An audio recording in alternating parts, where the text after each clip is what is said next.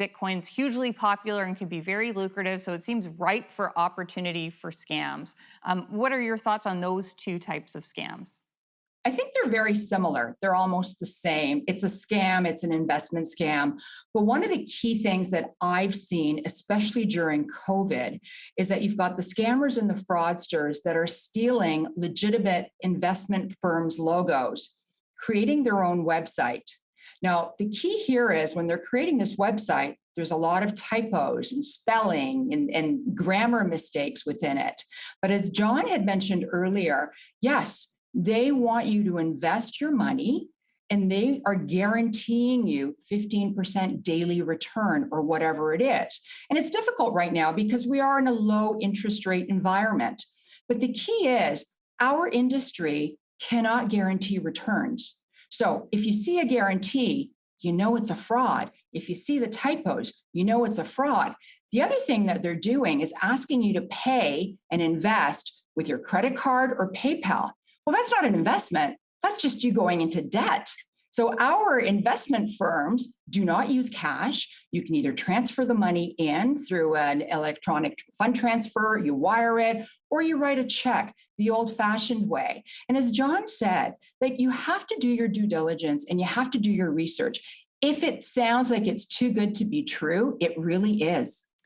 John, I want to ask you about what a typical victim of an investment scam might look like. Is it, Dennis had said that with his scams that he's working on, dealing with and resolving for clients, the clientele tends to be older and seniors. What are you seeing with respect to online investment scams? With online investment scams, eh, to put it in a sentence, I think that in the world of scams, investment scams are the great equalizer.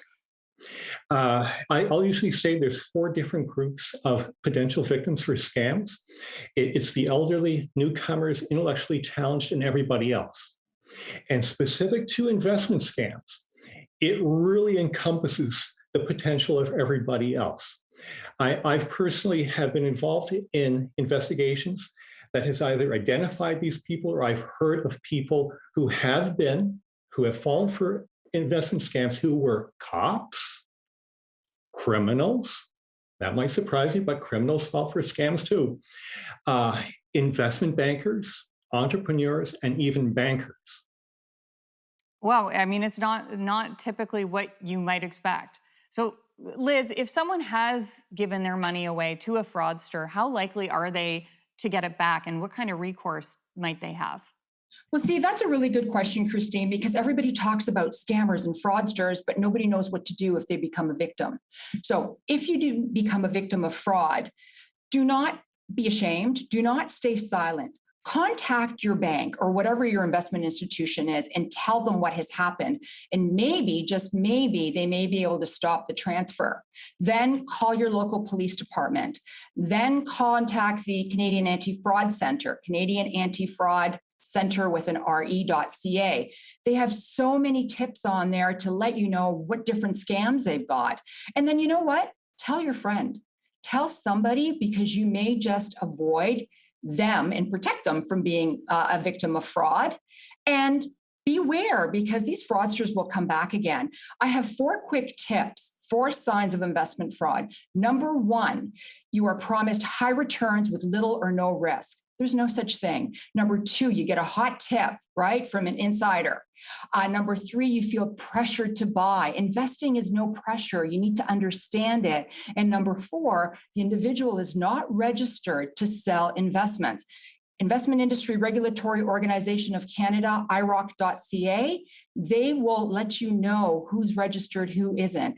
Canadian Securities Administrators, and then the Ontario Securities Commission.ca, OSC.ca. Liz, All, this is all amazing advice. I want to thank all three of you for coming on today.